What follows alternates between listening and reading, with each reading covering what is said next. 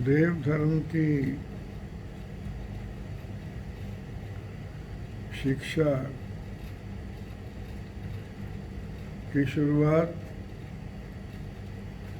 Nature के ज्ञान से होती है।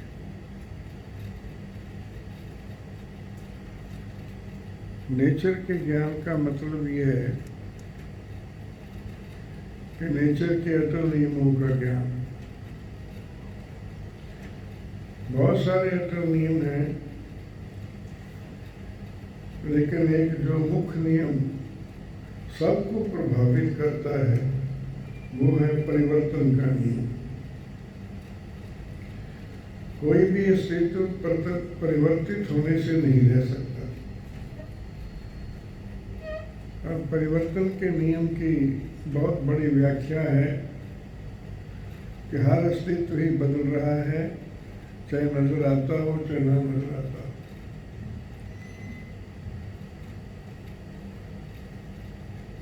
और परिवर्तन के दो ही अंजाम होते हैं, एक विनाश और एक विकास। चारों तरफ शक्तियों का खेल जारी है। उससे हरकत है, हरकत से परिवर्तन है, परिवर्तन से विनाश है, विनाश से विकास है। ये तो मोटे तौर पर लोगों को नजर आता है, कईयों को, लेकिन विनाश और विकास में संघर्ष जारी है ये नजर नहीं आता। विकास और विनाश, विनाश और विकास दो विरोधी हैं और इनमें हमेशा संघर्ष जारी रहता है और उसमें विकास की विजय होती है और विकास कर्म उसको नाम दिया गया है। नेचर में विकास कर्म है और यहाँ तक कोई इंसान न पहुँचे तो उसका आगे का सफर शुरू नहीं होता। देवात्मा की दुनिया में उसके आगे कदम नहीं बढ़ते। विकास कर्म में पूजनीय भगवान का आविर्भाव हुआ है, बहुत से अस्तित्वों का विकास हुआ, आविर्भाव भी हुआ और उसी श्रृंखला में परम पूजनीय भगवान देवात्मा का आविर्भाव हुआ। देव जीवन की देव शक्तियाँ जो वो बीज रूप में लाए थे, उनका निरंतर विकास होने लगा। भगवान ने अपनी विशेषताओं में लिखा है कि मेरी एक विशेषता तो ये है कि मुझे विरासत में अपने माता पिता से देव शक्तियाँ मिली।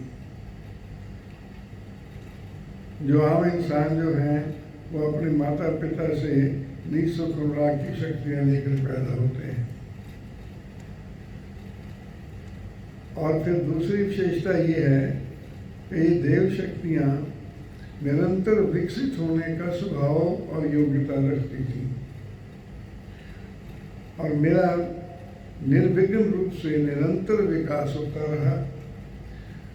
नेचर की तरफ से मेरे लिए अनुकूल वातावरण पैदा होता गया। पूजनीय भगवान ने तो यहाँ तक लिखा है कि नेचर ने मुझे अपनी गोद में रखकर पाला।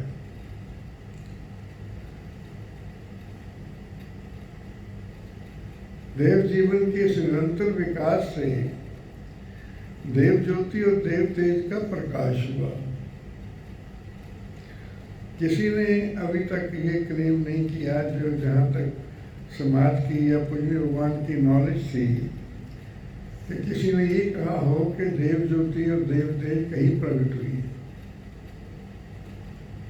ये टर्मिनोलॉजी और ये भाषा परम पूजनीय भगवान देवात्मा ने ही इस भाषा को जन्म दिया है कि देव ज्योति और देव तेज का प्रकाश हुआ, जिनकी लहरें देव प्रभाव कहलाती हैं।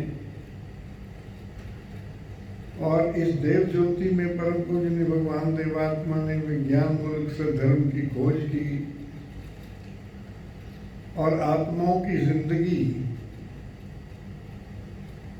आत्मा की जिंदगी, आत्माओं की जिंदगी और मौत की, आत्मा की जिंदगी और मौत का शब्द पहली दफा परम पूजनीय भगवान देवात्मा के लिटरेचर में आया है।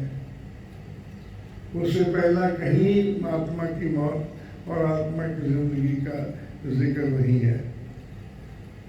ये तो है कि भेष बदलती है, नए नए जन्म लेती है, 84 करोड़ की चली जाती है, लेकिन आत्मा की मौत और जिंदगी का कहीं कोई शब्द नहीं आता। ये तो अनंत काल से है और अनंत काल तक रहती है। आत्मा की जिंदगी और मौत की अद्भुत शिक्षा के प्रसार और प्रचार से और देव प्रभावों से आत्मा बदलने लगे और आत्माओं के परिवर्तन का काम शुरू हुआ। जिसने जीवन पर धारण करने के लिए देवात्मा को मजबूर किया। इस सारे संग्राम का फल क्या हुआ?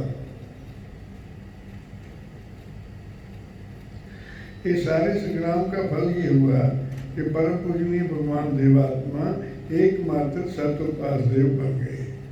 इससे कोई ऊपर की पदवी ही नहीं है, इससे ऊपर का कोई स्थान ही नहीं है।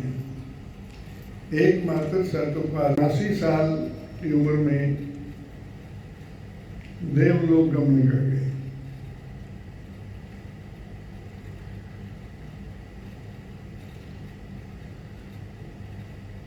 हमें ये अद्भुत गाथा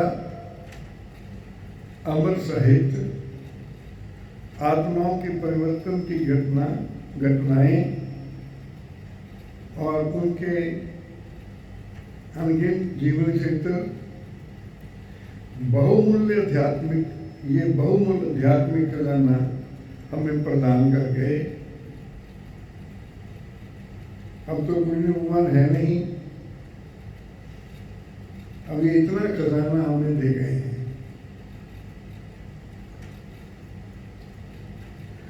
जितना चाहे कोई इस खजाने से अपना भला कर सकता है। ये अभागी मानवता के कल्याण की संपूर्ण आशा इस साहित्य में छपी हुई है। संपूर्ण आशा आपके द्वारा परिवर्तित आत्माओं ने भी बहुत कल्याणकारी साहित्य मानवता को प्रदान किया है। हमारे पास ये अद्भुत विरासत है। हम चाहे महसूस न करें या थोड़ा बहुत महसूस करें, हमारे पास ये अद्भुत विरासत है, बहुमूल्य आध्यात्मिक खजाना है। इसके अलावा देवलोक में देवात्मा और उनके देव प्रभाव है। देवलोक में देवात्मा है और उनके प्रभाव चारों तरफ फैले हुए हैं। जैसे सूरज की रोशनी चारों तरफ फैली हुई है, रोशनी के अलावा सूरज में गर्मी भी है, तपश भी है, तो ये दोनों चीजें चारों तरफ फैली हुई हैं। भगवान देवात्मा आध्यात्मिक जगत के सूर्य प्रकट हुए हैं और दोनों चीजें ज्योति और शक्ति चारों तरफ फैली हुई है। जो अस्तित्व आकर्षित करते हैं इस ज्योति को, उनको वो ग्रहण होती है, उनकी आत्मा में प्रवेश करती है। इसके अलावा कुछ लोगों में उच्च धर्म संबंधी हैं जो परम पूजनीय भगवान देवात्मा के प्रभाव से प्रकट हुए, परिवर्तित हुए। वो धर्म संबंधी सारे उच्च लोगों में विराजमान हैं। उनके भी प्रभाव हैं, सात्विक प्रभाव भी हैं उनके। वो देव प्रभाव हासिल करते हैं और देव प्रभाव फैलाते भी हैं।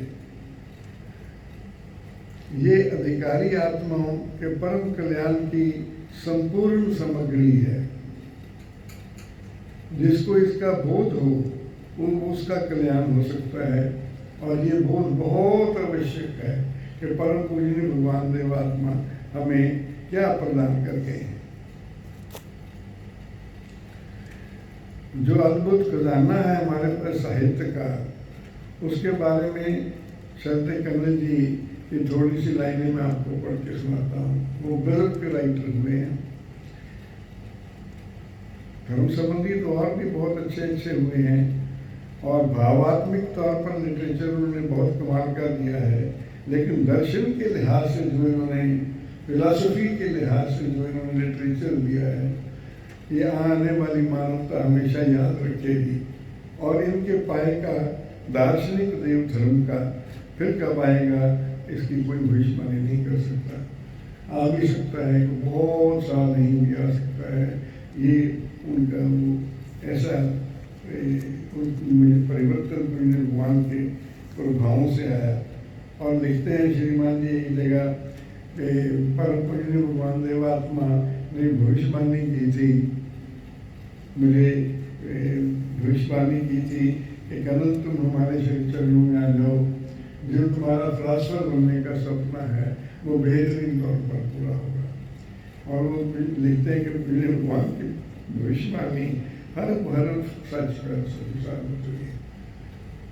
श्रीमान विकास देव जी भी मुझे कहा करते थे कि देखो यशपाल जी, मुझे पढ़ने लिखने का शौक था, मेरा इस दरबार में आके पढ़ने लिखने का शौक पूरा हो गया। मुझे भाषण देने का शौक था, मेरा भाषण देने का शौक पूरा हो गया। मुझे भजन लिखने का शौक था, मैंने भजन लिखने शुरू कर दिए। जो भी मेरी योग्यताएं थी वो एक्सट्रीम पर सफल हो गई।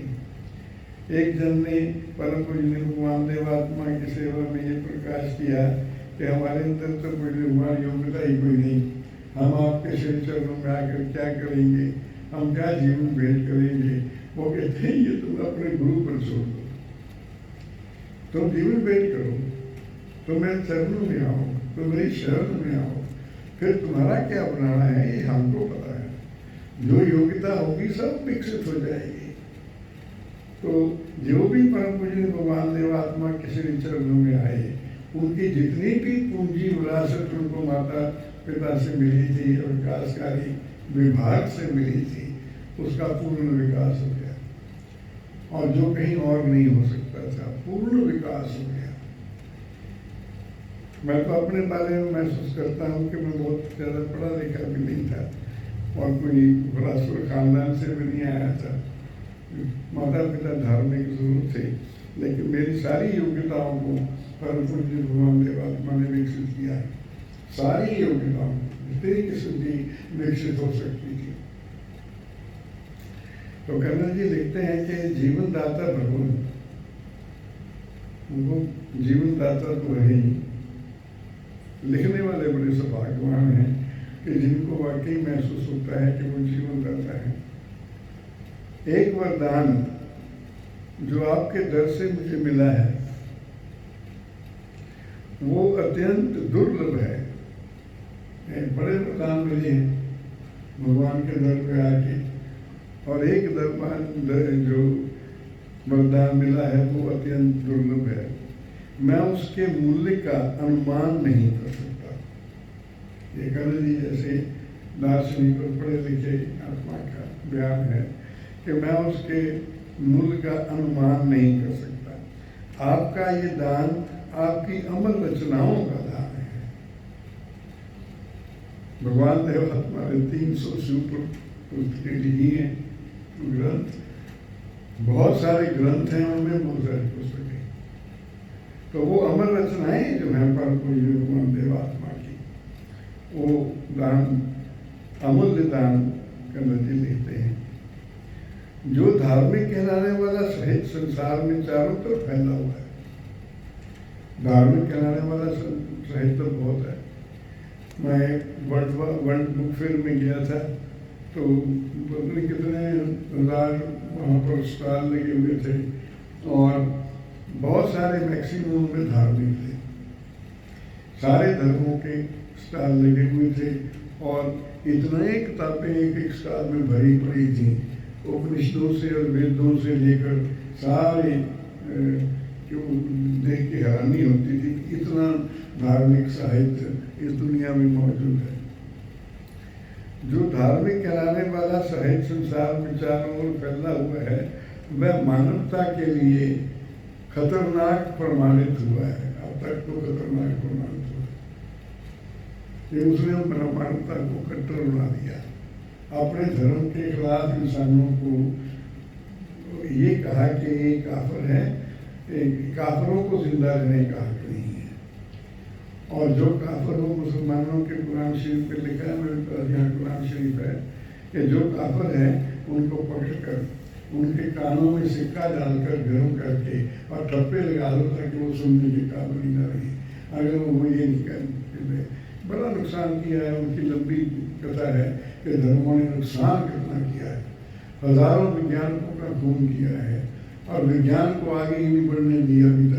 अभी तक विज्ञान का प्रवेश धर्म में नहीं हो सका। ये उसी भी धार्मिक ग्रंथों की वजह से हुआ है। खतरनाक प्रमाणित हुआ क्योंकि यह विज्ञान के विरुद्ध झूठे विश्वासों और कल्पनाओं से भरा हुआ है। विज्ञान का तो युग अभी आया है 2-3 हज़ार साल से, तो उससे पहले जो थी वो कल्पनाएं अच्छी भी थी, कल्पनाएं हानिकारक भी थी।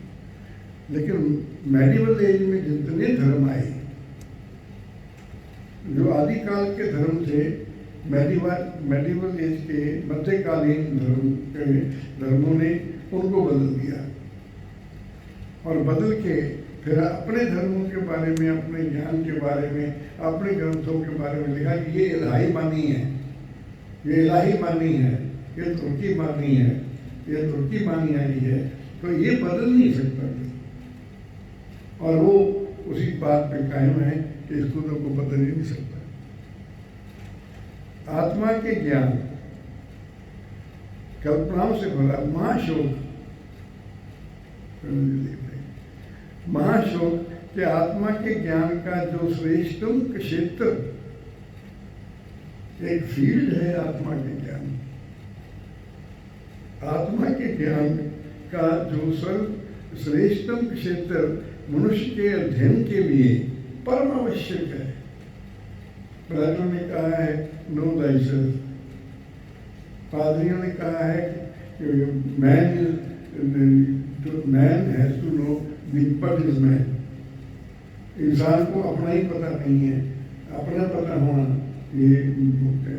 और एक धार्मिक पुस्तक में बहुत बड़ा लिखा है कि आत्मज्ञान परम ज्ञान, आत्मा का ज्ञान परम ज्ञान है। लेकिन उस आत्मा के ज्ञान पे जो पुराने धर्म के ग्रंथ हैं उन्होंने मोहर लगा रखी है कि जो हमने लिखा है यही सत्य है। जो आत्मा का ज्ञान मनुष्य के लिए परम आवश्यक है, वह घोर अंधकार से आच्छादित है। इन ग्रंथों की वजह से सारा सब तरफ घोर आध्यात्मिक अंधकार छाया हुआ है आत्मा के बारे में। ये तो अमर है, इसको तो पाप पुण्य से लेप न लागे, मरण हराए जुड़ा है नहीं, ये तो मरता है। ये जो उसकी बहुत सारी बातें, ये जो फैला रखा है ये महा अंधकार है। आगे 2-4 महीने और पढ़ के सुनाता हूँ कि कोई भगवान के श्री चरणों में क्या कहते हैं। हम तो परम पूजनीय भगवान देवात्मा को क्या समझेंगे, इस सदस्य माँ परमेश्वर दत्त जी जैसे आत्माओं को क्या समझेंगे। हम तो कर्ण जी को नहीं समझ सकते कि उनकी दुनिया क्या थी, वो किस दुनिया में वास करते थे, क्या विश्वास थे उनके। जब मैं आपका साहित्य पढ़ता हूँ, मैंने कहा ना कि जो परम पूजनीय भगवान देवात्मा ने साहित्य प्रदान किया है, ये सारी मानवता की संपूर्ण आशा है। देवात्मा तो देवलोक को गमन कर गए और जो कुछ प्रदान कर गए हैं उनमें वो खुद वास करते हैं। मैं आपको बताऊंगा भगवान की बानी अगर टाइम मिला उसके लिए। तो जब मैं आपका साहित्य पढ़ता हूँ तो वो मुझे 3 प्रकार से प्रभावित करता है। पहला ये कि मिथ्या विश्वासों के प्रति यह मुझ में गहरी घृणा उपजा देता है। आपके साहित्य के पाठ से पहला परिवर्तन ये आता है और मुझे उन जनों के प्रति दया और सहानुभूति से भर देता है जो कि बहुत विद्वान और ज्ञानवान होकर भी अत्यंत बेहुदा झूठे विश्वासों के केवल इसलिए विश्वासी बन जाते हैं कि उन विश्वासों ने धर्म का भेष धारण किया हुआ है। रंगा राजन साहब से मेरी बात होती रहती है, मैं उनसे अक्सर यही कहा करता हूँ कि सपुतनिक जो बनाया है आपने, शत्रु जो बनाया है, मिसाइल जो बनाया है, ये स्ट्रीट लाइट जो बनाई है ये तो नेचर के नियमों पर बनाई है। वन थाउ एक डेसिमल का वन थाउ जब ज्ञान आया तो ये आया। वो उनसे बात होती रहती है कि तब ये ज्ञान आया। तो इनको बटन स्टार्ट का दबाने से पहले आप जोड़ क्यों फोड़ते हैं? वो जोड़ थोड़ी लिख के जाएगा उसको आसमान में। ये तो नीम नेचर के हैं। तो ये इतना प्रभाव है ये पुराने विचारों का कि उससे कोई निकल ही नहीं पाते, वैज्ञानिक भी नहीं निकल पाते। दूसरे, ये साहित्य मेरे भीतर आत्मा के सत्य ज्ञान के लिए सराहना और आकर्षण उत्पन्न कर देता है। ये हर एक तरह से परिवर्तन आएगा जो इस लिटरेचर को स्टडी करेंगे।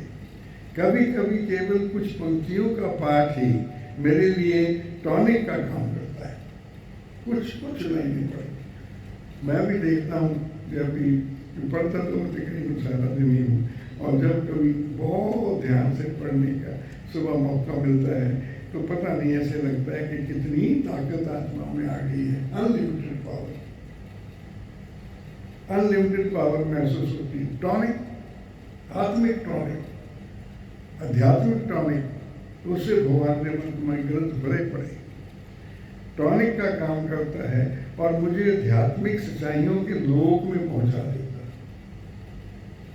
आध्यात्मिक सच्चाइयों की दुनिया है एक अपनी, उस लोक में पहुंचा देता है। और मैं जितना धन्य होता हूँ और उन सच्चाइयों में दृढ़ होता जाता हूँ, बार बार पाठ करते हैं, दृढ़ हो जाता। तो सच्चाइयाँ क्या है वो मैं किसी को बताऊँगा आपको। दृढ़ होता जाता हूँ, उसका मैं वर्णन नहीं कर सकता। एक सच्चाई बता देता हूँ आपको कि सारी दुनिया के साथ हर इंसान का आत्मा भी परिवर्तनशील है। इससे किस दुनिया में वास होता है इंसान का वो अंदाजा भी नहीं लगा सकता। और उसकी आत्मा भी परिवर्तित होकर विनाश या विकास में परिवर्तित हो रही है। अगर वो विनाश में परिवर्तित होती रहेगी तो उसका आत्मिक मृत्यु हो जाएगी। ये सत छोटा सा ही है, भगवान ने तो सतों का भंडार खोल दिया है। जैसे एक भूखा मनुष्य सचमुच के आहार को पाकर न केवल उसे देखकर प्रसन्न होता है, भूखे इंसान के सामने बड़ा बढ़िया खाना पड़ा हो तो उसको कुछ उड़ा लो, जैसे भूखा इंसान हो। अगर किसी को आध्यात्मिक भूख हो, कोई आध्यात्मिक भूखा हो, जैसे भूखा मनुष्य सचमुच के आहार को पाकर न केवल उसे देखकर प्रसन्न होता है किंतु उसे खाकर सच्चा बल प्राप्त करता है। केली भी भोजन को देखकर प्रसन्न होता है, खुश होता है, उसको खाए तो उसको बल प्राप्त होता है, उसकी जिस्म में उसके बल आता है। उसी प्रकार सैकड़ों बार, अब ये बात कौन समझेगा, रास्ता क्या है? उसी प्रकार सैकड़ों बार आपके साहित्य का अध्ययन करके मैंने अनुभव किया है। क्या अनुभव किया? कि भूखे को खुराक मिल गई, भूखे को आध्यात्मिक खुराक मिल गई और आध्यात्मिक बल आ गया। तीसरे, वह मुझे नीच जीवन से भयभीत कर देता है। भगवान देवात्मा के श्री चरण में आकर लोग नीच गतियां क्यों छोड़ देते हैं? क्योंकि रोशनी और तेज जो प्रकाश पाता है, जब अब ग्रंथों से प्रकाश पाता है, तो नीच जीवन मुझे नीच जीवन से भयभीत कर देता है। आपका सही पढ़ के देख लो। और भलाई और सेवा के जीवन की ओर मुझे खींच लेता है। अब ये परिवर्तन आता है। ये बहुत ही शॉर्ट में श्रीमान कर्नल जी ने ये बताया है कि मुझे इससे क्या परिवर्तन होता है। और धर्म संबंधियों, मैंने सारी जिंदगी इस लिटरेचर से लोगों में आते हुए परिवर्तन को खुद देखा है। सुना तो बहुत है, सुना पढ़ा तो इतना है और देखा इतना है कि मैं उसका बयान नहीं कर सकता। इतना देखा है सुना है, मैं आपको उसकी चंद घटनाएं बताना चाहता हूँ कि अगर मैं इसलिए ये बता रहा हूँ कि हमारे पास एक रास्ता है, अपनी भलाई करने का एक रास्ता है, वो है भगवान देवात्मा का साहित्य, उसका कॉन्टिन्यूस अध्ययन और विचार पूर्वक अध्ययन। वो तो अब मैं सरदार सबसे पहले जब मैं किताब खोली तो मुझे सरदार जमीर सिंह जी की एक छोटी सी पैरा पढ़ने का मौका मिला। सरदार जमीर सिंह जी लिखते हैं अपने पाप जीवन के बारे में, जितनी भी नीचियाँ करते थे, जैसा उनका जीवन था। इन हालात में और ऐसी अवस्था में फिरते फिरते मुझे 1879 में परम पूज्य भगवान देवात्मा ने जीवन व्रत को धारण किया 1882 में। तो ये 1879 की बात। अभी वो इस प्रकार का तो अमर रचनाएं अभी आई भी नहीं थी। 1879 में अमृतसर की लाइब्रेरी में आपका अखबार बरादरे हिंद पढ़ने का सौभाग्य मिला।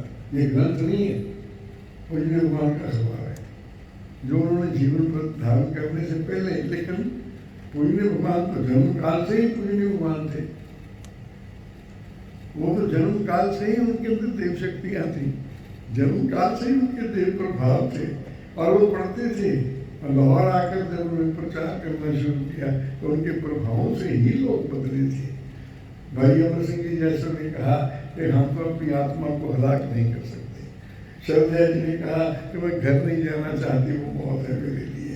स्वामी गोविंद राम जी ने कहा कि मर जाऊंगा पर धर्म नहीं छोड़ूंगा। बहुत हैं ऐसी जो ये परम पूज्य भगवान देवात्मा के आविर्भाव जीवन पर से पहले 1879 में अमृतसर की लाइब्रेरी में आपका अखबार बरादरे हिंद पढ़ने का सौभाग्य प्राप्त हुआ। उसको पढ़ने के साथ मैंने वहाँ ही पत्र द्वारा अपना पता देकर अपने नाम ये अखबार जारी करा दिया। इतना आकर्षण किया सरदार जमीर सिंह जी को भगवान के उस जीवन व्रत से पहले जारी बरादरे हिंद ने कि उन्हें अपने नाम। उस समय तक मैं आपको जानता तो नहीं था और मैंने आपके दर्शन भी नहीं किए थे। उस अखबार के द्वारा आपकी रोशनी मुझ तक पहुंचनी हुई। अब ये बात हेलते से समझने वाली है कि जब हम साहित्य का, परम पूज्य भगवान देवात्मा के साहित्य का पाठ करते हैं तो रोशनी और शक्ति हमारे हृदय में प्रवेश करती है। और फिर रोशनी और शक्ति का काम क्या है? रोशनी और शक्ति का काम ये है, रोशनी है आत्मा के बारे में सत्य दिखाना और शक्ति का काम ये है उन सत्यों पे चलने की ताकत देना। रोशनी मुझ तक पहुंचनी आरंभ हुई और अगले साल मैंने लाहौर में आकर दर्शन ब्रह्म मंदिर में, आपके दर्शन ब्रह्म मंदिर में किए, जबकि मैं वहाँ लड़कों की परीक्षा दिलाने के लिए शिक्षक के तौर पर वहाँ पर गया हुआ था। अभी पूज्य भगवान के दर्शन नहीं किए थे। बरादरे हिंद अमृतसर की लाइब्रेरी टीचर थे और ये बच्चों को लेकर अमृतसर और पेपर दिलाने जाया करते थे। तो जहाँ पेपर दिलाने गए उसकी लाइब्रेरी में बरादरे हिंद की कोई कापी पड़ी थी। ये लिटरेचर जगह जगह पहुँचना कितना जरूरी है। ये कापी पड़ी थी और वो उन्होंने देखा तो जिंदगी का कांटा बदल गया। उन जैसा श्रद्धावान आत्मा कोई मिला भगवान देवात्मा। एक बार सोलन के बाहर शहर में बहुत सारे आत्मा खड़े थे तो पूज्य भगवान जब शहर पे जाते थे तो सबकी लाइन के आगे से गुजर के सबको दर्शन दे के जाते थे। कभी कभी को बहुत कमाल की बातचीत भी करते थे। सरदार जमीर सिंह जी खड़े थे, उनसे उन्होंने कहा कि सरदार साहब, अगर आपके जैसे अधिकारी मिले होते, अगर आपके जैसे अधिकारी मिले होते तो मेरी शक्तियां जाया न जाती, अनधिकारियों पर जाया न जाती। अधिकारी हैं, आते हैं, अनधिकारी बन जाते हैं जब वो लगातार नियमों को पूरा नहीं करते। तो ये श्रीमान सरदार जमीर सिंह जी ने आगे क्या इतिहास लिखा। उनके स्टूडेंट थे श्रीमान देवर सिंह जी। उनको श्रीमान जी ने कहा कि आप भगवान देवात्मा का लिटरेचर पढ़ा करो। और उस वक्त जो लिटरेचर था ये ग्रंथ थे रूहानी जिंदगी जो पूज्य भगवान ने जीवन व्रत से पहले लिखी थी, रूहानी जिंदगी का एक भाग श्रीमान देवर सिंह जी को दिया गया। श्रीमान देवर सिंह जी ने एक लेख पढ़ा गाफल मत रहे, मनुष्य केवल शरीर नहीं है, तू आत्मा भी है। मनुष्य केवल शरीर नहीं है, तू आत्मा भी है। तुम शारीरिक सुखों के लिए जीवन परमात्मा का, आत्मा का भी ख्याल कर। तो ये बहुत बड़ा लेख है श्रीमान देवर सिंह जी का। मैं जीवन चित्र पढ़ रहा था तो उन्होंने लिखा है कि मैं आप में से आया हूँ, मैं आप जैसा ही था। मुझे जिस पाप करने का मौका नहीं मिला वो पाप मैंने नहीं किया, मैंने वो सब पाप किए जो जिनका मुझे मौका मिला। तो मैं इस अवस्था में परिवर्तन कैसे हो गया, ये मेरी कथा ध्यान से सुनने के लायक और पढ़ने के लायक है। पूरी जीवन चित्र आत्म परीक्षण बड़ी किताब है, इसी वक्त आपको दिखाऊंगा लिखी। इससे शुरू हुआ कि है मनुष्य तो केवल शरीर नहीं है। और दूसरा लेख उसमें लिखा है शायद कि एक वक्त ऐसा आ जाता है इंसान की जिंदगी में जब हर चीज पे ये लिखा होता है कि मैं तुम्हारी हूँ। अब तक तो मैं तुम्हारी थी, अब नहीं। एक शेर जी थे लाला अमरनाथ जी, तो वो मेरा उनके पास आना जाना था करो तो काम काज के सिलसिले में मैं उनके हिसाब किताब लिखा करता था। तो बहुत बीमार हो गए, तो बीमारी की खबर मैं लेने गया तो उसको जाया करता था रोज। तो लेटे हुए थे और होश में थे, कुछ होश में थे, और वो उनके बेटे भी पास बैठे थे। तो बेटे अभी हैं वो, मुझे कहने लगे भाई साहब आप इनसे पूछ लो कि वो जो 60 लाख रुपया वहाँ से मुंबई से कहाँ से आया था, वो 60 लाख रुपया कहाँ का, कि हमें तो पता नहीं, वो शायद तुमको पता नहीं। वो इस हालत में पहुँच चुके थे कि वो जवाब सुनते भी नहीं होंगे, जवाब दे नहीं सकते थे। तो एक वक्त शरद श्रीमान देवर सिंह जी कहते हैं ऐसा आ जाता है, पहले भगवान का देख है ये कि हर चीज सब पे सहारा था। 10 मिनट पहले 5 मिनट पहले सब पर सहारा था, और एक वक्त ऐसा आ गया तो फिर किसी चीज़ के बात भी नहीं कर सकते। मैंने कोशिश की तो मुझे मालती ने क्या रखा था कि हमारे पास ऐसी दवाई है कि जो दें तो शायद 2-4 बातें हो सकती हैं। मैं जल्दी से जाके वो दवाई लेके आया, दवाई लेके आया तो दवाई लेके आने से पहले वो खत्म हो इसकी ऐसी हालत हो जाती है कि कोई बताने के सुनने के लायक ही नहीं रहता, कुछ करने के लायक नहीं रहता, कि उससे पहले अपने आत्मा का भला कर लो। शरद श्रीमान देवर सिंह कहते मेरी बात को ध्यान से सुनो। मेरे माता जी आए थे, कोई ज़्यादा बीमार तो थे नहीं, लेकिन उसको किसी दूसरे किसी दिन बीमार हो गए तो 4-5% गए, तो मैंने उनसे बातें की, बस उसके बाद मुझे देखते तो रहे लेकिन बात का जवाब देना पड़ा। तो ये धार्मिक सच्चाई है, ये धर्म की दुनिया की सच्चाई है, ये नजर नहीं आती। पूरी भगवान के ये 2 लेख पढ़कर शरद श्रीमान देवर सिंह जी आत्म बुद्धि कर्मचारी, कितने खिताब मिले देवात्मा से, देवात्मा के कार्य काल में आत्म बुद्धि कर्मचारी बने, व्रती कर्मचारी बने, धर्म विकास के प्रिंसिपल बने, आत्माओं के बचावनहार बने। लोगों ने ये कहा कि कहने को तो उनके सिर पे कोई ताज न था, पर कोई ऐसा दिल नहीं जिस पर उनका राज न था। ऐसे यहाँ पहुँचा दिया भगवान के लिटरेचर में। और शायद श्रीमान कन्नन जी ने ही लिखा है कि उनके बरामदे में भी दर्शन हो जाते थे तो उनको उपदेश नहीं देना पड़ता था, उनके दर्शन करके ही ये प्रभाव मिलते थे कि चलो साधन करो। साधन करो अपने आत्मा का भला। उनके चेहरे पे लिखा हुआ था कि अपने आत्मा का भला करो। इतनी इस अवस्था में पहुंच गए ये छोटे से लिटरेचर। मैंने जब काम शुरू किया तो मेरे पास में क्या था, परम पूज्य भगवान देवात्मा जा चुके थे, तो मुझे SP कल्ला जी ने कहा था कि तुम्हारे पास जो सबसे बड़ा चार्य है वो हमारा लिटरेचर है। लिटरेचर है, ज़्यादा भाषण बहस ये और बातचीत पर डिपेंड न करो। कोई ना कोई किताब, अधिकारी आत्मा हो तो कोई किताब आप दे दो। तो मैंने यही काम किया है बहुत सारों को। अब तो बहुत ही बड़े पैमाने पे मैंने लिटरेचर बनाया है। हज़ारों किताबें, हज़ारों से भी ज़्यादा, 15-20 हज़ार किताबें लाइब्रेरीज में, वर्ल्ड की लाइब्रेरीज में, दुनिया की, और सारी एम्बेसीज में। ये मुझे शुरू से ही इम्प्रेस करती रही है बात, ये जो परम पूज्य भगवान देवात्मा का लिटरेचर है, जब भी कभी जिंदगी में किसी के हाथ में आ जाएगा, हाथ में आ जाए। परम पूज्य भगवान देवात्मा ने घटना लिखी है कि तुम लिटरेचर फैलाओ, तो इस बात की चिंता ना करो कि कोई पढ़ता है कि नहीं पढ़ता है।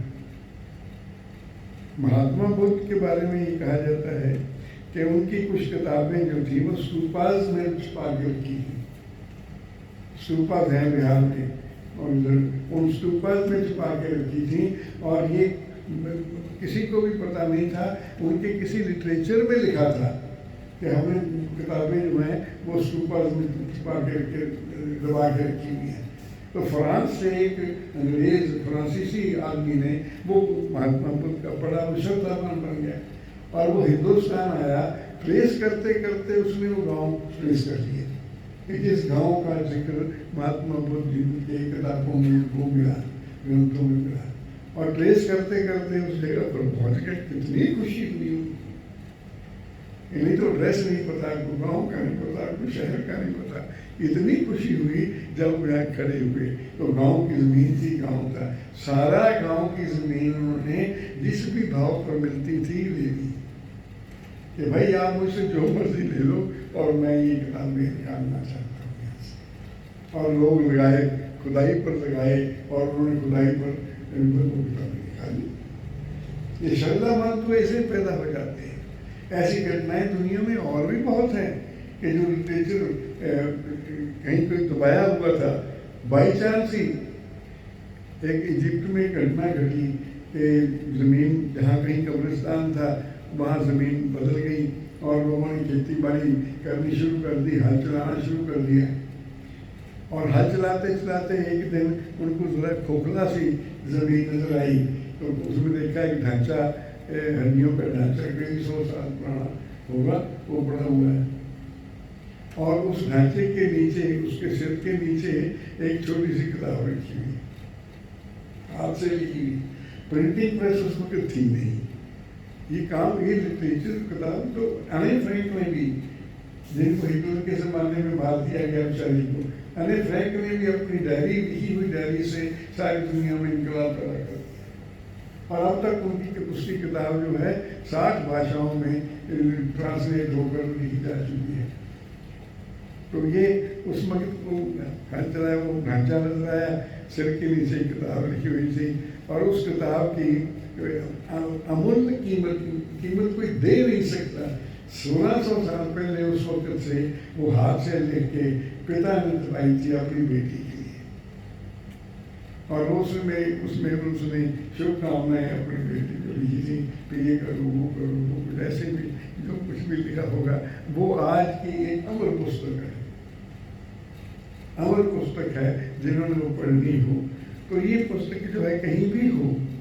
मुझे ये कहा था SP कल्ला जी ने कि ये हमारा बहुत बड़ा हथियार है। तो ये आप बाटों में शुरू से ही 19 यहाँ एक किताब है जो मैं जिसमें से पढ़ के सुना रहा हूँ, ये 1955 की घटना है, 1955 की ये घटना है। ये एक से एक आत्मा थे श्रीमान रामनाथ जी, उनकी डेथ हो गई है। वो मेरे सामने रहते थे दफ्तर में, और मेरे से बातचीत किया करते थे। उनको मैंने कुछ किताबें दी थी। तो ये उन्होंने लिखा है देव समाज के नाम पर एक पत्र, वो कहीं छपा हुआ है।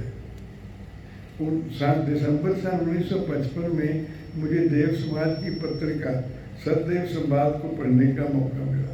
ये मेरे पास आता ही थी, मैं उनको दे देता।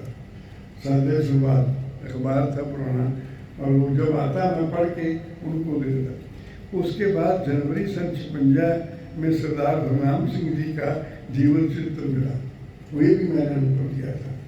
ये जीवन चित्र मेरे पास पड़ा है, इसका नाम रूहानी इनकलाब है। अब ये छपता नहीं है, और ये उस वक्त उर्दू में छपा हुआ था, और ये बहुत पुराना है। और ये रूहानी इनकलाब मैंने उनको पढ़ने के लिए दिया। तो उसके बाद जनवरी सन 1956 में सरदार हरनाम सिंह जी का जीवन चित्र रूहानी इनकलाब मिला।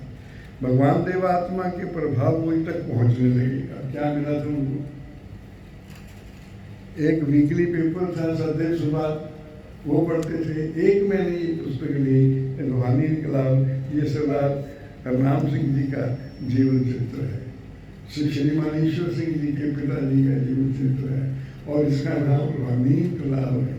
अब तो उन्होंने जो किताब लिखी है इसका नाम भी बदल दिया है। इसका नाम लिखा है मैं क्या से क्या बन गया। ये रूहानी इनकलाब जो नाम है ये मुझे ज़्यादा प्रभावित करता है। भगवान देवात्मा के प्रभाव मुझ तक पहुंचने लगे।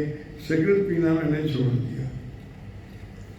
अब मेरे सामने से दफ्तर, एक ही कमरा था, अपने सामने दफ्तर में बैठे थे, तो वो सिगरेट पीते थे, तो मैं बाहर चला जाता कमरे से।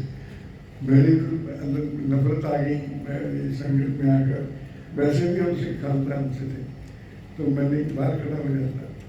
तो वो कहता हो, मैंने कहा सिगरेट ना पिया करो।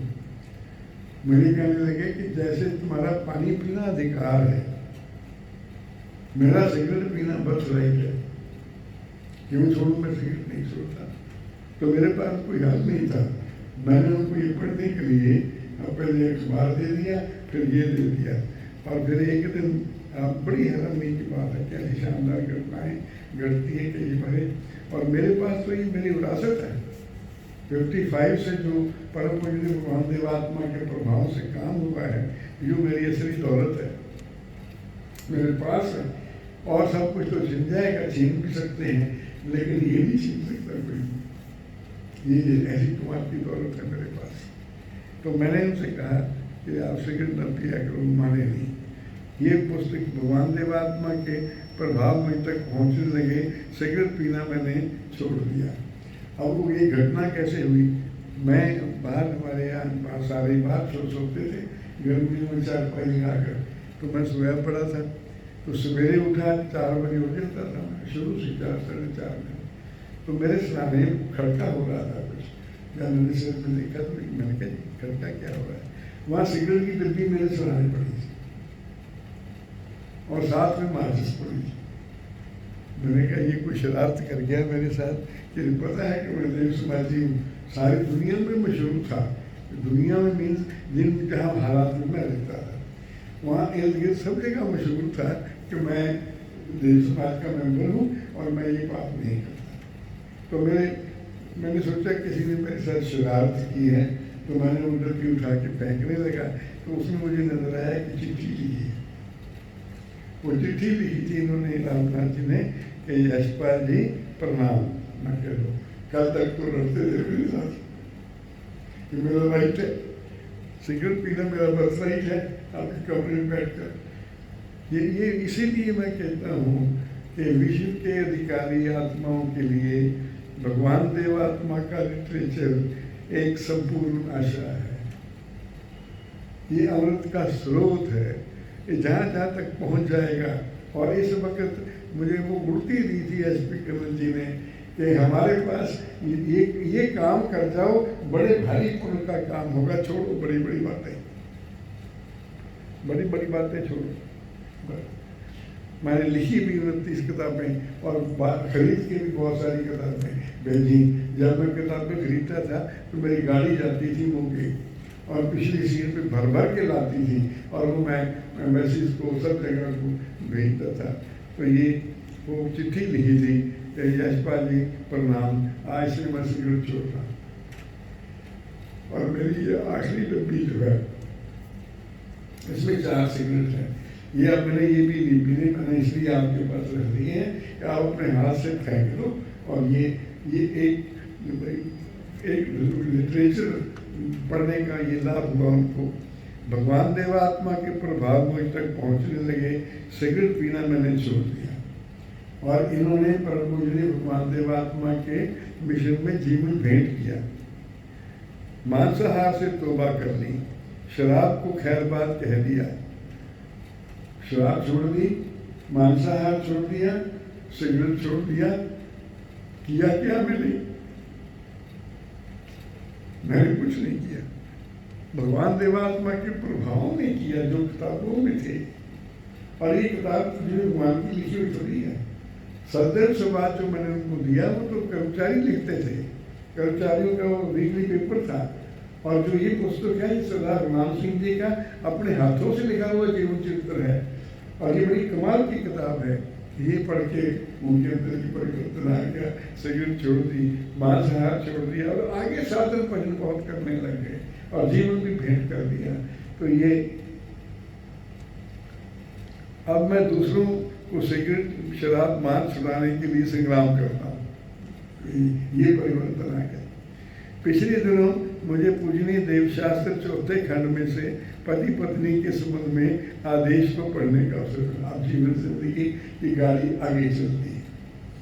अब ये आकर्षण पैदा हो गया पूजनीय भगवान के लिटरेचर के लिए, फिर जिंदगी आगे बढ़नी शुरू हो गई। मुझे देवशास्त्र चौथे खंड में से पति पत्नी के संबंध में आदेशों को पढ़ने का अवसर मिला। मैंने अपनी धर्मपत्नी जी को 8 बड़े पृष्ठों की एक चिट्ठी लिखी। मेरे सामने उनके कितने ही सदगुण आते रहे और मेरे अपराध समूह आते रहे। ये परिवर्तन आता है। और उनके संबंध में मैंने जो बुरे बर्ताव किए थे वह भी रह कर मुझे सताते रहे। फिर आगे लिखा है कि 20 सफ़े की पत्र मैंने माता जी की सेवा में लिया और कितने किस्म का परिवर्तन आया। और जब वे ये छुट्टी गए तो छुट्टी से वापस आए तो मैंने उनसे हाल चाल पूछा। मैंने छुट्टी कैसे गुजरी, कैसे बताई। जिन दरख्तों के नीचे हम भैंसे बकरे बांध कर ज़िबा किया करते थे और सारे गांव वाले खाया करते थे, उन्हीं दरख्तों के जाके मैंने सिर टकरा के परिशोधित किया है। ऐसी बहुत सारी उन्होंने घटनाएं बताई। तो इन्होंने जीवन भेंट किया और जीवन नौकरी से इस्तीफा दिया, लेकिन इस्तीफा मंजूर नहीं। वहाँ एक मेजर साहब थे, उनको मैंने देव समाज से चिट्ठी लिखाई कि हमारे जो मिशन पूजनीय भगवान ने आत्माओं को बदलने का शुरू किया है उसमें इन्होंने सिपाही बनकर जीवन भेंट किया है, तो इनको आप रिलीव कर दीजिए। तो जवाब हमें ये मिला कि हमने मुल्क को आज़ाद करने के लिए फौज बनाई, मुल्क की रक्षा करने के लिए फौज बनाई है, हम इस तरह इनको छोड़ नहीं सकते। और मेरे बारे में लिखा कि तुमको छोड़ दिया, वो भी सोच विचार करने वाली बात है। तो ये एक पत्र मैं आपको छोटा सा पढ़ के और सुनाता हूँ, तो ये लिटरेचर क्या काम करता है।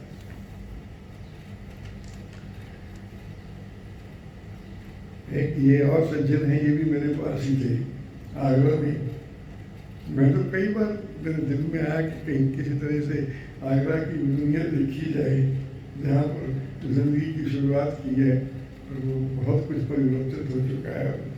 देव समाज के एक सभासद से मेरा मिलना हुआ, वो मैं था। मिलना कैसे हुआ कि मैं भी हॉस्पिटल में एडमिट था, तो फीवर वगैरह था, वो भी एडमिट थे, तो फीवर वगैरह था, तो तकलीफ तो कुछ सारी थी नहीं।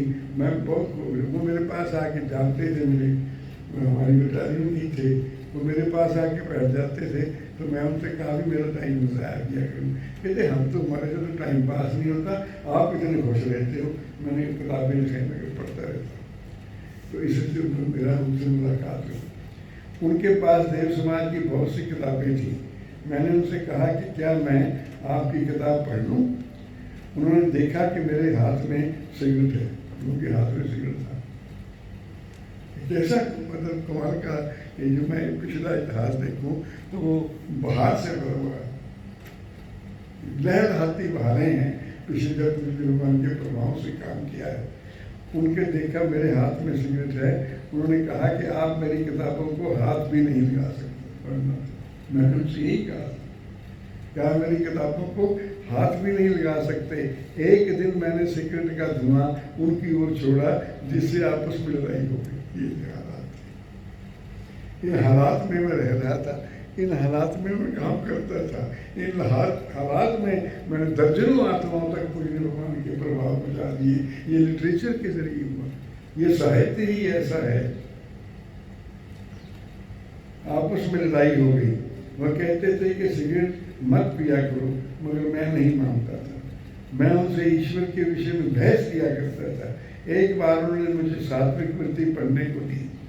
सात्विक वृत्ति कनक जी की लिखी हुई छोटी सी किताब है, वो मैंने उनको पढ़ने को दी। मैंने 2-4 सफ़े पढ़कर वापस कर दी और कहा कि मैं इससे भी अच्छी अच्छी किताबें पढ़ चुका हूँ। और रीडर थे, वो अच्छे रीडर थे, किताबें वो पढ़ते रहते थे। फिर उन्होंने मुझ में देवजीवन का विकास पढ़ने के लिए दिया। बस ये टर्निंग पॉइंट था उनकी लाइफ कि उनको मुझ में देव का विकास मिला। इस पुस्तक के पाठ से देवात्मा के प्रति मेरी श्रद्धा पैदा होगी।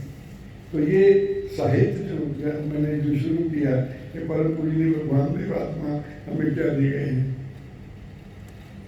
आप देवलोक में हो और उनके देव प्रभाव हैं, उनके पैदा किए हुए उच्च आत्मा हैं, उनके प्रभाव हैं। लेकिन यहाँ पर हमारे इतना लिटरेचर दे गए हैं, इतने ग्रंथ दे गए हैं, अधिकारियों को ढूंढने की जरूरत है और उन तक लिटरेचर और ग्रंथ पहुँचाने की जरूरत है। तो एक और मैं पढ़ रहा था इन्हीं के साथ, वो एक हमारे साथ देवेंद्र सिंह जी लुखी हुआ करते थे। वो बहुत कमाल के आदमी थे, बड़े दवांग थे और वो कुरुक्षेत्र के बड़े रजवाड़े थे। तो वो लिखते हैं कि एक बात कि मार्च सन 1998, ये मेरा वो काल है कि जब जिंदगी की शुरुआत हुई थी। श्रीमान गुरुसेवक सिंह जी हमारे गांव में आए, उनके हितकर बातचीत का दिल पर अच्छा असर पड़ा। 9 अगस्त को 2 बजे पोस्टमैन ने मुझे एक पार्सल दिया। श्रीमान विकास देव जी ने दिल्ली बाजार सीताराम से उर्दू का मुझ में देवी उनका विकास भेजा।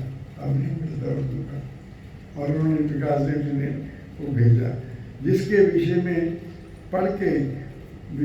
विषय को पढ़ के मेरा दिल पकड़ा गया। उसका विषय भगवान ने लिखा है मुझ में देव विकास का, और उसमें ये लिखा है कि मेरा देव जीवन भी वक्त से पहले हो गया है। अभी अधिकारी आत्मा मुझे पहचानने वाले नहीं है, वक्त से पहले हो गया है। और मेरा ये जीवन चरित्र भी वक्त से पहले है, और मैं वक्त से पहले ही इसको लिख रहा हूँ। और उसमें पूज्य भगवान ने ये लिखा है कि वक्त आने पर इसकी इतनी कदर होगी कि इसका अनुमान नहीं लगाया जा सकता। लेकिन इस वक्त तो मुझे ये शक है कि इसको पढ़ के किसी का नुकसान भी हो सकता है।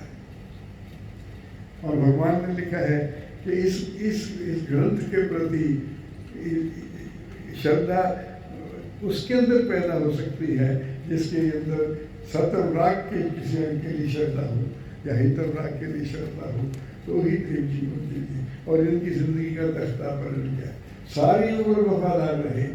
तो मैंने आज ये बताना चाहा था कि परम पूजनीय भगवान देवात्मा का जो साहित्य है ये हम सब के पास है। और एक तो अपना साधन करें और इसका अध्ययन करें, दूसरा ये लोगों को बांटें। अब ना तो कहीं, अब तो हालात ही मुल्क के ऐसे हैं कि ये हमारी पैंडेमिक फैला हुआ है, कहीं सफ़र कर के लिटरेचर बांटने का टाइम ही नहीं है, ना हम सब सम्मिलित साधन सभाएँ कर सकते हैं। लेकिन ये लिटरेचर तो घर में पड़ा है, ये लिटरेचर तो आपके पास है जिसमें अमृत भरा हुआ है। इसमें खुद भी लाभ उठाएं और दूसरों को भी लाभ पहुँचाएं। अब ये मैं आपको एक दो बातें और बताता हूँ छोटी सी। कर्नल जी का तो मैं जिक्र करता ही रहता हूँ। कर्नल जी ने तो यहाँ ये लिखा है कि आपकी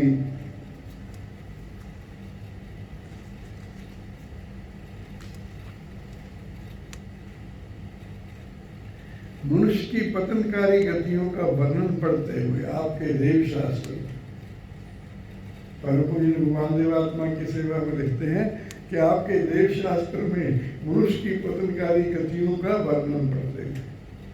आपने देव शास्त्र पढ़ा तो है नहीं, आपके पास है ही नहीं, आपके पास आपने भी नहीं पढ़ा, आपके पास शायद हुई ना।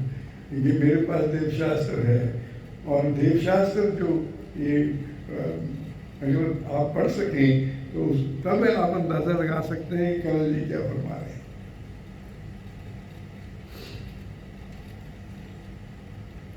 मनुष्य की पतनकारी गतियों का वर्णन पढ़ते हुए मैं इन महान सत्यों के सौंदर्य जो भगवान ने खोजे, भगवान सत्यों के सौंदर्य और अकाट प्रमाणों से संपन्न रूप को देखकर दंग रह गया। देव शास्त्र के इस रूप को देखकर मैं दंग रह गया।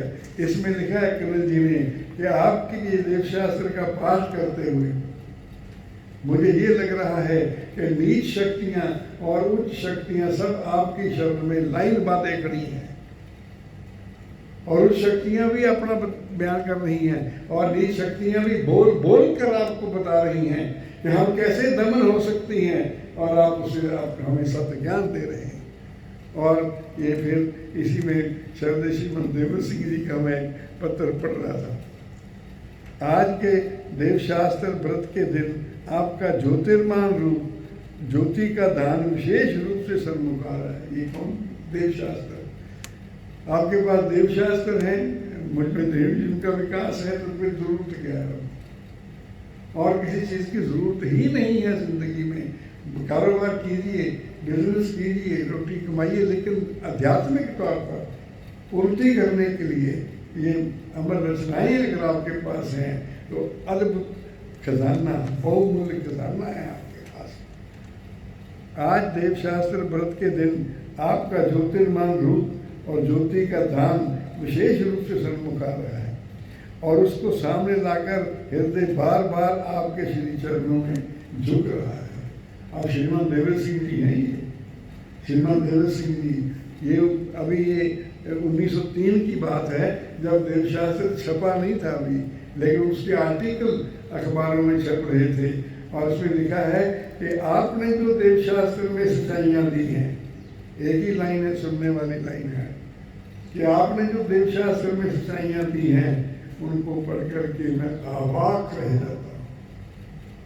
अवाक का शब्द लिखा है कि मैं अवाक रह जाता हूँ, मतलब वाक्यहीन हो जाता हूँ, महिमा गा ही नहीं सकता इन सच्चाइयों की। तो ये थोड़ा सा जिक्र मैंने किया, मेरे पास किताबें घड़ी पड़ी हैं इस विषय में। और फिर परम पूज्य ने भगवान देवात्मा इनकी चंद लाइनें में आपको पढ़ के सुना देता कि वो क्या कह रहे हैं देवशास्त्र के बारे में। ऐ देवशास्त्र, तेरे साथ मेरा विशेष संबंध है। भगवान फरमा रहे, ऐ देवशास्त्र, तेरे साथ मेरा विशेष संबंध है, तेरी विशेष महिमा है, तू इस संसार में मेरे सबसे निकट है, क्योंकि तू मेरा ही भाग है। ये जो ग्रंथ हैं ये भगवान देवात्मा के जीवन का भाग है।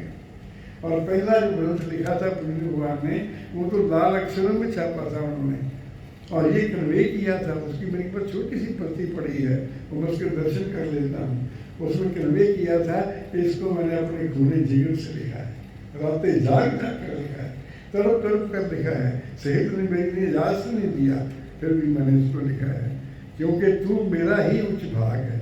बेशक मेरा जिनके साथ संबंध है, जो मेरी ज्योति और शक्ति को आविर्भाव को पहचानते हैं, उनके निकट प्रत्येक वस्तु के जिसका मेरे साथ एक व दूसरे प्रकार का संबंध है, सम्मान और प्यार की वस्तु हो सकती है वो, परंतु मेरे लिए तेरे तो कोई और वस्तु नहीं। अब ये भगवान देवात्मा फरमा रहे हैं कि मेरे लिए देव शास्त्र के तो कोई और वस्तु नहीं, इतनी प्यारी चीज़ है। बड़ा लंबा परम पूज्य भगवान देवात्मा ने लेख लिखा है, मेरी ज्योति इस संसार के भीतर प्रकट हो सके और आत्माओं के भीतर उजाला कर सके, मेरी तेरे से उम्मीद है, तेरे से मुझे ये उम्मीद है। मेरे आविर्भाव में जिसका प्रवेश नहीं, मेरे भीतर वास न होने से जिसके भीतर मेरी ज्योति नहीं गई, वो मेरा क्या और मैं उसका क्या, मेरा कोई प्रतिनिधि नहीं। भगवान फरमाते हैं मेरा कोई प्रतिनिधि नहीं, मेरा प्रतिनिधि मेरे देव शास्त्र, मेरी अमर रचनाएं, मेरे ग्रंथ हैं और ये। और अब मैं ये चाहता हूँ कि आपको एक पुराना भजन सुनाऊं श्रद्धा जी का, श्रीमंत देव सिंह जी का, और पूज्य भगवान का जो रिएक्शन है उसमें इसमें मैं पुराना रिकॉर्ड देख रहा था कि सभा के प्रभाव से परम पूज्य ये है 1889 3 जुलाई भगवान का उपदेश सुनकर कुमारी जी ने, जद्या जी ने ये भजन लिखकर उसको भगवान की सेवा में पेश किया। प्रेम बिना मैं कैसे जीऊंगी, ये दुनिया है धर्मानो। साथियों, मैं ये बताना चाहता हूँ कि रास्ता स्वाध्याय का है, रास्ता स्वाध्याय का है, साधन का है, और गुरु मिशन में सेवाकारी होने का रास्ता ये है। अगर किसी ने धर्म जीवन प्राप्त करना है तो रास्ता ये है, और हानि रहे तो सेवाकारी जीवन बनाने का है। हानि जब तक जारी है तब तक किसी का कोई कल्याण नहीं हो सकता। हानि रहे तो सेवाकारी जीवन, मंजिल क्या है? रास्ता तो ये है, मंजिल है भगवान से संबंध, श्रद्धा का भाव, कृतिकता का भाव, विश्वास का भाव, आकर्षण का भाव। ये दुनिया धर्मवानों की दुनिया है, ये नगरी श्रद्धावानों की नगरी है, ये नगरी विश्वासी आत्माओं की नगरी है। ये विश्वास और आकर्षण, श्रद्धा और कृतिकता ही देवात्मा के रूप तक पहुंचाती है। तो ये रास्ता है स्वाध्याय का, साधन का, गुरु मिशन की सेवा का, हानि रहित जीवन का और सेवा करेंगे। तो एक सभा में श्रद्धा जी ने जो भजन सुनाया, प्रेम बिना मैं कैसे जीऊंगी, ये आकर्षण है देवात्मा। प्रेम बिना मैं कैसे जीऊंगी, किसके संग स्नेह करूंगी। प्रेम ही मेरी जीवन बूटी, दुनिया की सब आशा झूठी। कितनी छोटी सी बालिका, 1889 में उनकी उम्र ही कितनी थी। ये 19-20 साल की उम्र में तो वो प्रभु की चली, 13 साल की उम्र में भगवान देवात्मा के चरणों में आई थी, और ऐसी कमाल की श्रद्धा पैदा हुई उनके अंदर।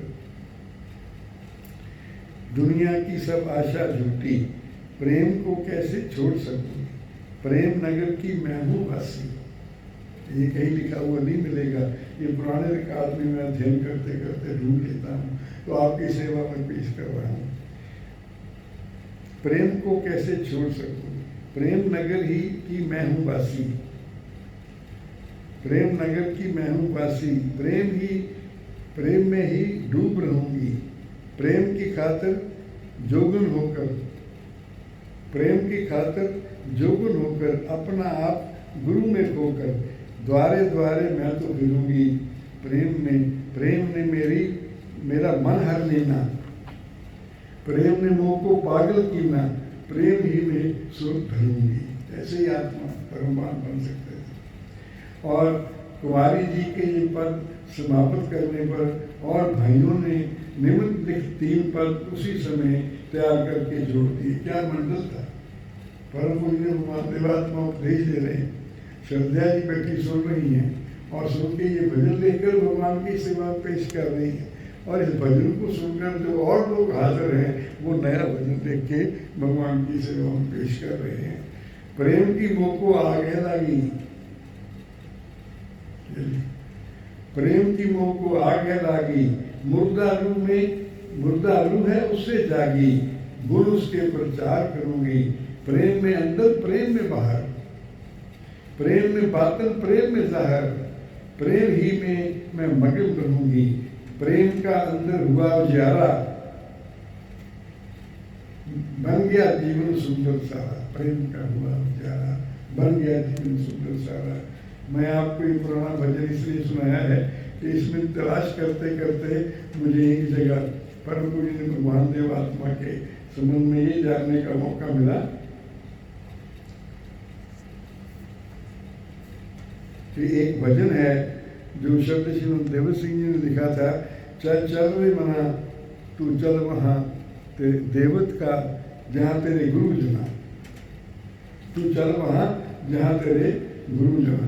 तो परम पूज्य भगवान देवात्मा यहाँ पर ये लिखा हुआ है कि कुमारी प्रेम देवी जी ने और एक स्त्री के साथ मिलकर संत बजरंग बिहारी जी का बनाया हुआ एक भजन गाया, जिसका मैंने पहली लाइन आपको सुनाई है। इस भजन को सुनकर भगवान देवात्मा संत जी के आध्यात्मिक गुणों को सन्मुख लाकर इतना देव आनंद से भर गए कि फिर खड़े होकर देर तक नाचते रहे। कौन? भगवान देवात्मा नाचते रहे। संत बजरंग बिहारी लाल जी का भजन वो अगली दफा मैं आपको सुना दूंगा। संत बजरंग बिहारी लाल जी ने क्या भजन लिखा था जिसको वे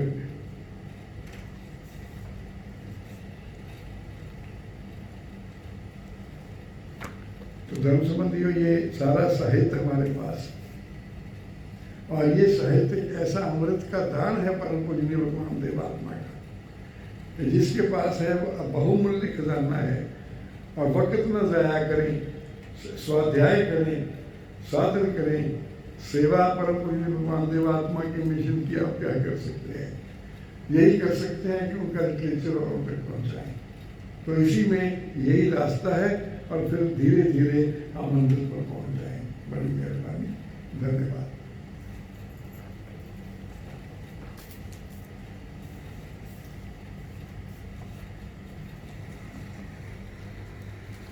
भगवान देव आत्मा की जय, भगवान देव आत्मा की जय, भगवान देव आत्मा की जय, भगवान देव आत्मा की जय।